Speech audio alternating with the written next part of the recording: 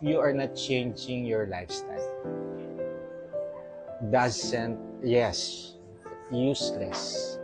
So, mangyayari dyan, ba't lumalala yata yung, dagdagan natin yung gamot? Yan gagawin ng doktor. Ganyan ginagawa ko nun. So, hindi ko ginagamot ang pasyente. Binibigyan ko lang siya ng temporary relief. Kaya nung ginawa ko sa sarili ko to, I was obese. 2. Mga 1 pound na lang, obese. 3, morbidly obese na yun. Yun yung karuruk-rurukan, katabaan. 93 kilogram ako dati.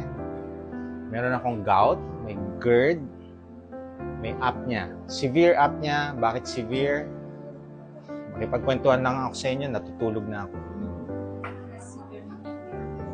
And bakit ko binago ang lifestyle ko? Dahil dun sa apnea.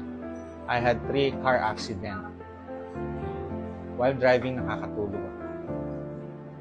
So, danger to myself and also to my family. Siyempre, pagka ako nagdadrive, kasama ko sila, makatulog ako.